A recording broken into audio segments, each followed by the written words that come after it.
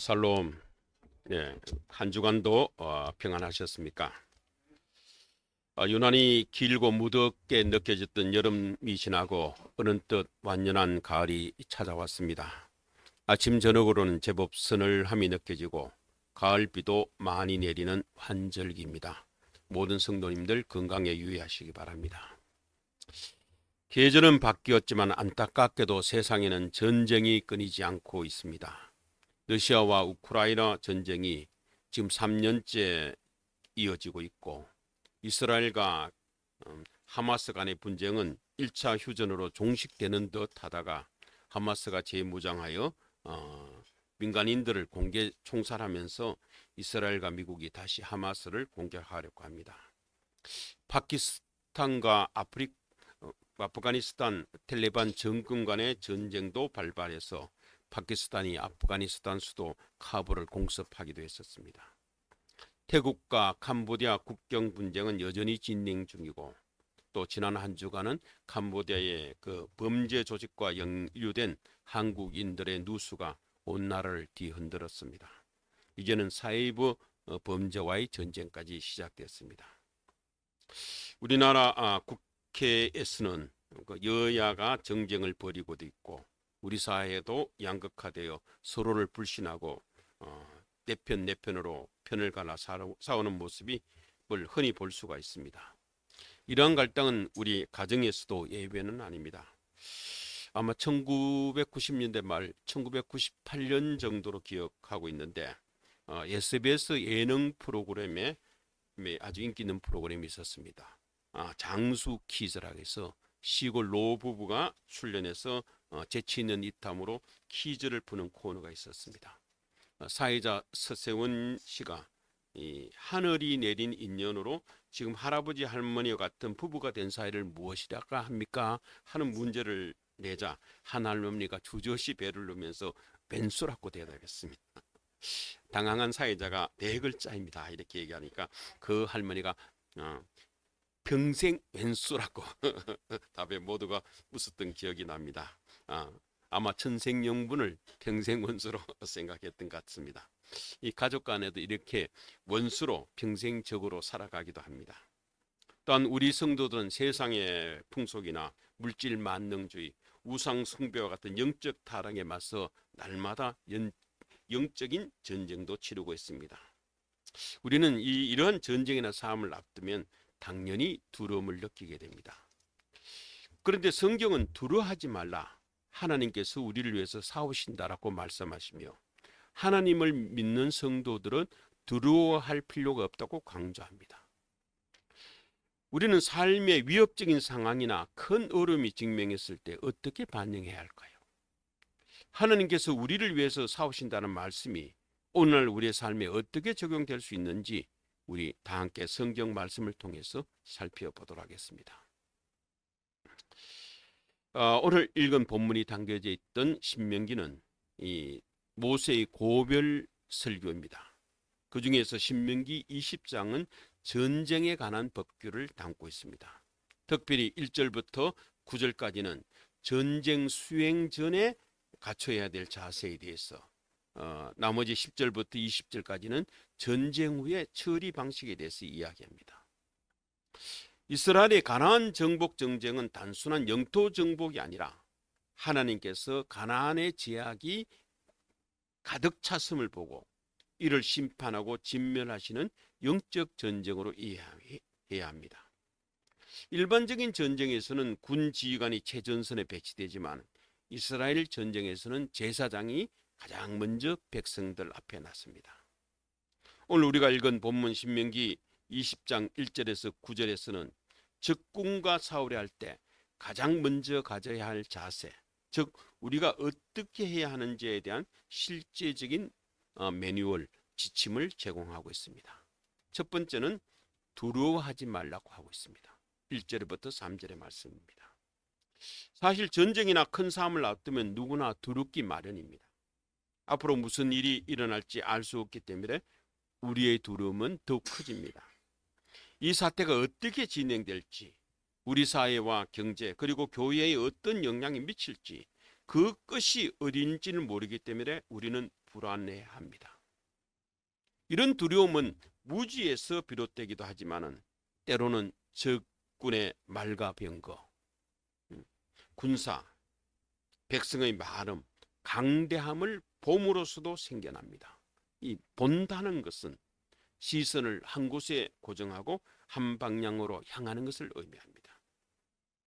오늘날 정치계나 언론, 그리고 우리 사회나 유튜브에서는 진실을 알 수 없는 가짜 뉴스들이 난무하며 그들 모두는 자신들의 주장만이 옳다고 시각적으로 입체적으로 강변하면서 우리의 시선을 고정하게 만듭니다. 심지어 진리를 외쳐야 할 교회나 목회자들마저 세상 권력이 주는 물리적인 수량이나 크기의 강대함을 보고 두려워서 제 목소리를 내지 못하는 경우도 많습니다. 마치 소금이 짠맛을 잃어버린 것과 같습니다. 우리가 두려움을 극복하기 위해서는 어떤 시각으로 세상을 바라보는가가 매우 중요합니다. 명랑이라는 영화에서 이수신 장군이 이렇게 말합니다. 두려움이 제일 무섭다라고. 우리에게 물리적인 힘과 세상의 권력을 초과하는 영적인 안목이 필요합니다. 본문 1절에서는 분명히 말씀합니다. 하나님 여호와께서 너와 함께 하신다. 그러므로 두려워하지 말라라고 하십니다. 우리의 영적 전쟁은 영적인 시각과 안목이 결정적입니다. 우리가 영적 차원에서 세상을 바라보면 전쟁은 하나님께서 하시는 일입니다. 우리는 사탄, 마귀 그리고 세상 권력과 맞서 싸워서 이길 수 있는 힘은 없지만 전쟁은 하나님께 속하기 때문에 결국 승리할 수가 있습니다. 이스라엘 백성들이 거대한 골리앗 앞에 떨고 있을 때 어린 다윗은 만군의 여호와께서 함께 하심을 믿고 전쟁은 여호와께 속한 것인즉 그가 너희를 우리 손에 붙이시리라고 사무엘상 17장 47절에서 담대히 선포하고 나아갔습니다. 두려움은 하나님을 보지 않고 오직 물리적인 세계, 눈에 보이는 세상에 시선을 고정할 때 생겨납니다. 그러므로 두려움을 제거하기 위해서는 어떤 시각으로 보느냐, 어떤 시각으로 나아가는 것과 매우 중요합니다. 우리의 삶의 현장에서도 마찬가지입니다. 우리는 물리적인 힘을 초월하는 영적인 안목이 우리에게 절실한 이유이기도 합니다. 그리고 두 번째는 전쟁에서 이기기 위해서는 삶의 주체를 명확히 해야 됩니다. 4절의 말씀입니다. 이스라엘 전쟁터에서 제사장이 먼저 백성들에게 이렇게 선포합니다. 너희 하나님 여호와는 너희와 함께 행하시며 너희를 위하여 너희 적군과 싸우시고 구원하시리라고. 이 말씀은 우리를 위해 행하시고 싸우시는 하나님, 전사이신 만군의 여호와 하나님, 우리를 구원하시는 하나님이심을 분명히 선언하는 것입니다. 그럼 왜 하나님이 우리를 위해 싸우시는가요? 내 싸움인데, 내 전쟁인데 왜 하나님, 내 전쟁이 아니고 하나님의 전쟁일까? 하나님이 왜 싸움의 주체일까? 그것은 우리가 싸우는 이 싸움이 우리의 탐욕을 위한 전쟁이 아니라 하나님의 뜻과 하나님의 통치를 이 땅에 이루시기 위한 전쟁이기 때문입니다. 그러기에 하나님이 직접 싸우시는 것입니다. 우리는 우리가 부딪히는 문제들마다 나의 문제로 삼아 내가 해결하려고 애쓰면 질 수밖에 없습니다. 그러나 그 싸움을 하나님의 전쟁으로 내어드릴 때 하나님이 직접 싸우시는 것을 우리는 경험하게 될 것입니다. 신명기 31장 1절에서 8절을 보면 가나안 전쟁을 앞두고 미래에 대한 불확실성 때문에 두려워한 이스라엘 백성들에게 모세는 다시 말합니다. 너희는 강하고 담대하라. 두려워하지 말라. 그들 앞에 떨지 말라고 권면합니다. 우리가 이렇게 강하고 담대할 수 있는 분명한 이유는 모세는 선행하시고 동행하시는 하나님이 계시기 때문이라고 말씀하십니다. 하나님의 선행, 하나님이 우리보다 먼저 가신다는 것, 우리보다 먼저 행하신다는 것입니다. 하나님께서는 항상 우리보다 앞서서 먼저 가셔서 적군들과 싸우십니다. 하나님께서는 적군들을 우리 앞에 멸하시기로 약속하셨고 실제로 그렇게 행하시는 분이십니다. 그렇기 때문에 우리는 그 하나님의 약속을, 의 말씀을 굳게 붙잡고 그 뒤를 따라가기만 하면 됩니다. 우리의 모든 삶은 하나님의 섭리, 말씀, 주권 아래에 있습니다. 사건을 섭리처럼 우리의 삶의 모든 사건을 섭리적으로 해석할 때 하나님께서 우리보다 먼저 행하시고 싸우십니다. 오늘날에도 하나님께서는 우리보다 먼저 앞서가셔서 우리의 길을 평탄하게 하시고 대적들을 멸하시고 처리하십니다. 이러한 하나님을 굳게 믿고 의지하며 모든 주권을 하나님께 온전히 맡겨드릴 때 우리는 승리를 경험할 수가 있습니다. 또한 모세는 하나님께서 우리와 동행하신다고 말씀하십니다. 우리와 함께 하심을 이야기하고 있습니다. 하나님께서는 우리와 함께 하시며 결코 우리를 떠나지 않으시고 우리를 버리지 아니하시는 분입니다. 이사야서 52장 12절에서도 여호와께서 너희 앞에서 행하시며 이스라엘 하나님은 너희 뒤에서 호위하시니 너희가 한급히 나오지 아니하며 도망하듯 다니지 아니하리라고 선포합니다. 또 히브리서 13장 5절에서도 돈을 사랑하지 말고 있는 바를 족한 줄을 알라. 그가 친히 말씀하시기를 내가 결코 너희를 버리지 아니하고 너희를 떠나지 아니하리라고 우리를 안심시킵니다. 신명기 31장 6절에서도 너희는 강하고 담대라, 두려워하지 마라, 그들 앞에 떨지 마라. 이런 내 하나님 여호와 그가 너와 함께 가시며 결코로 너를 떠나지 않으시며 버리지 아니하시니라고 하는 등 성경에서 수없이 강조하고 있습니다. 예수님께서도 아버지께서 허락하신 일, 기뻐하신 일만 함으로 아버지는 나와 항상 하시겠다고 하신다라고 요한복음 8장 29절에서 말씀하셨고, 산상수훈에서도 너희는 먼저 그의 나라와 그의 의를 구하라, 그리하면 이 모든 것을 너에게 더하시리라고 마태복음 6장 33절에서도 약속하셨습니다. 그러면 우리는 이런 영적 전쟁을 앞두고 우리가 체크해야 될 것, 점검해야 될 것은 무엇입니까? 그것은 첫째, 바로 이 삶은 도대체 누구를 위한 삶인가를 먼저 확인해 봐야 됩니다. 이 삶이 나의 삶이 아닌 하나님의 전쟁이 되기 위해서는 나의 목적을 내려놓아야 됩니다. 이것이 우리가 당당해질 수 있는 이유입니다. 오늘날 교회에서 일어나고 있는 삶의 대부분은 진리를 위한 투쟁이라기보다는 돈이나 감정적인 문제로 인한 다툼의 경우가 많습니다. 그런데도 우리는 이 싸움에서 하나님의 이름을 거명하고 하나님을 내 편이라고 망언을 하고 있습니다. 여러분도 잘 아는 유명한 일화가 있습니다. 남북전쟁 때, 미국 남북전쟁 때 당시의 신자들이 링컨 대통령을 찾아와서 위로하면서 이렇게 말합니다. 염려하지 마십시오. 이 전쟁 동안 하나님이 우리 편에 계신 줄 믿습니다 라고 말하자, 링컨 대통령은 하나님이 우리 편이 되어달라고 기도하지 말고 우리가 하나님 편에 되게 해달라고 기도하시오라고 대답한 유명한 일화를 여러분들은 잘 아실 겁니다. 여호수아는 기본 민족이 진멸 대상이 있지만 이미 하나님의 이름으로 맹세하기 때문에 비난과 원망을 들었지만 그들을 살려두었습니다. 여호수아는 가나안 전쟁에서도 하나님의 주도권을 인정하고 하나님께 모든 것을 걸었기 때문에 가나안 정복에서 승리할 수가 있었습니다. 세 번째, 우리가 성경을 보면 좀 의아한 부분이 있습니다. 5절부터 9절의 말씀입니다. 전쟁을 치르는데 중요한 한 포인트가 동료와 약자에 대한 배려도 중요하다는 것을 성경에서 가르치고 있습니다. 전쟁에 승리하기 위해서는 전우회, 동료회가 중요합니다. 이러한 전우회는 하나됨과 연합정신에서 비롯되며 나보다 동료를 또 약한 자를 더 중요하게 여기고 배려할 때 가능합니다. 교회에서 성도들 간의 코이노니아가 중요한 이유이기도 합니다. 신명기 20장 5절에서 9절까지 본문은 매우 특별한 내용이 기록되어 있습니다. 전쟁의 책임자와 백성의 지도자들이 율법에 따라 병력 면제자들을 전쟁터로 보내지 않고 집으로 돌려보내는 장면입니다. 그 대상자는 희망과 기쁨이 넘치는 자들과 마음이 연약한 자들입니다. 희망과 기쁨이 넘치는 자들은 전쟁에 온전히 집중하기 어렵기 때문입니다. 5절과 6절, 7절을 보면 새집을 건축하고 낙성식을 하지 못하는 자, 포도원을 만들고 아직 그 열매를 맛보지 못하는 자.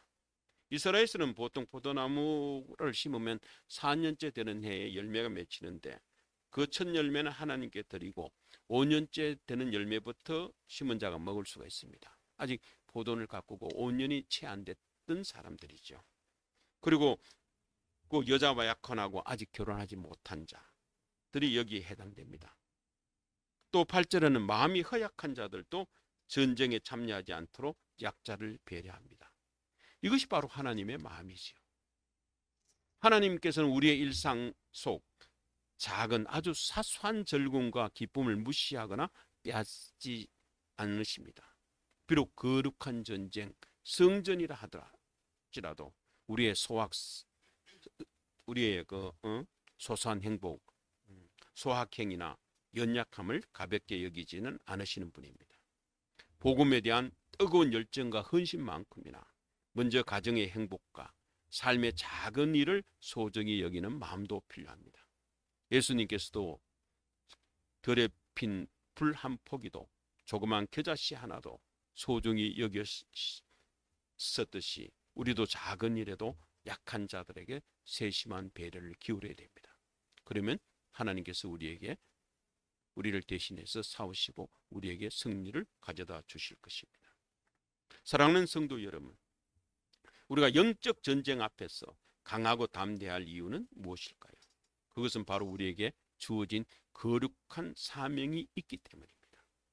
하나님께서 우리에게 맡기신 귀한 일이 있기 때문에 하나님께서 직접 우리를 도우시는 겁니다. 여호수아에게는 이스라엘 백성들을 가나안 땅으로 인도해야 될 사명이 있습니다. 오늘날 교회와 목회자들에게도 하나님의 진리와 복음을 세상에 바르게 전해야 될 사명이 있습니다. 여러분들도 하나님의 전도자로서 복음의 증인으로 살아야 될 사명이 있습니다. 저는 개인적으로 목회자로서 하나님 말씀을 깊이 연구하여 성도들에게 올바르게 전해야 될 사명이 있고, 세상적으로는 직장인 지구촌 나눔운동을 통해서 지구촌의 가난한 이웃의 자립을 돕고 지속 가능한 발전을 실현하고자 하는 사명을 안고 있습니다. 우리 아름다운 교회 성도님들에게는 하나님께 예배와 경배를 드리고 예수님의 복음과 사랑을 전하고 전도하며 하나님의 나라가 이 땅에 확장되고 하나님의 통치가 이 땅에서 이루어지기를 소망하는 사명들이 있습니다. 이처럼 우리 각자에게는 주님의 몸된 교회를 이루고 각자에게 주어진 각자의 달란트에 맞는 사명과 소명이 있을 것입니다. 우리의 일상 삶은 비록 이 땅에 살고 있지만 이 세상에 속하지 않은 하늘나라 백성된 성도들의 삶으로서 하나님 나라의 전투이자 영적 전쟁을 치르고 있는 전사들입니다. 이 영적 전쟁에서 승리하려면 무엇보다 사건을 하나님의 섭리 안에서 보는 영적 시각이 매우 중요합니다. 그리고 삶의 진정한 주체는 내가 아니라 하나님이시라는 확신을 가져야 합니다. 그리고 전투에 임할 때 나만 생각하는 것이 아니라 동료와 약자, 주변의 이웃에 대한 사랑과 배려도 잊지 말아야 됩니다. 우리가 이렇게 나의 목적을 내려놓고 하나님의 주도권을 인정하며 모든 것을 하나님께 온전히 맡길 때 하나님께서는 친히 우리를 위해 직접 싸우시고 책임져 주실 것입니다. 지구촌 지금 곳곳에서 일어나는 전쟁과 우리에게 다가오는 초유의 기후위기 상황, 자연재해, 사회적 범죄 앞에서 우리는 때때로 불안하고 두려워할 수밖에 없습니다. 어떨 때는 죽음의 공포도 엄습해오기도 하고 경제위기와 실직과 부의 불평등이 심화되는 현실 속에서 세상은 이를 이용해서 권력을 확대하고 인권의 이름으로 또 다른 진짜 인권을 말살하며 통제하고 있습니다. 이 모든 것이 하나님을 대적하는 사탄의 도구로 사용되고 있을지라도 우리는 결코 두려워하거나 불안하지 말고 강하고 담대하게 맞서 이겨야 됩니다. 이 싸움은 우리의 힘으로 감당할 싸움이 아니라 하나님께서 직접적으로 싸우시는 전쟁이기 때문입니다. 우리보다 먼저 행하시고 우리와 항상 함께 하시는 하나님이 계시기에 우리는 담대할 수가 있습니다. 우리 성도님들 각자도 직장 문제, 가정의 갈등, 자녀 양육의 어려움, 건강 문제, 노후 준비 등 다양한 삶의 싸움을 겪고 계실 것입니다. 오늘 우리에게 주신 말씀은 이러한 문제 앞에서 낙심하거나 좌절하는 대신 하나님께서 우리와 함께 하시며 우리의 편이 되어 싸우신다는 확신을 갖고 살아가라는 메시지입니다. 내일에 대한 염려, 미래에 대한 불안감, 실패에 대한 두려움을 떨쳐버리고 언제나 결과적으로 가장 좋은 것을 주시는 하나님을 믿고 신뢰하며 하나님의 은혜를 구하는 우리 성도님들이 다 되시기를 바랍니다. 우리에게 닥친 세상의 유혹들은 끊임없이 우리를 영적인 전쟁으로 우리를 내몰고 있습니다. 그러나 이 영적 전쟁에서 항상 승리하시는 예수 그리스도의 십자가 보혈을 의지해서 우리의 믿음을 더욱 견고히 세워야 합니다. 우리가 하나님 약속 안에서 진정한 평안을 찾고 하나님의 능력을 온전히 의지할 때 불필요한 걱정이나 무의미한 노력에 에너지를 낭비하지 않을 수가 있습니다. 믿음 안에서 올바른 우선순위를 가지고 살아갈 때 현실의 문제도 능히 돌파할 수가 있습니다. 그러므로 우리에게 맡겨진 소중한 사명을 잃어버리지 않고 삶 속에서 담대히 실천하며 나아가는 우리 아름다운 교회 성도 모두가 되기를 주님의 이름으로 축원합니다. 아멘. 함께 기도하겠습니다.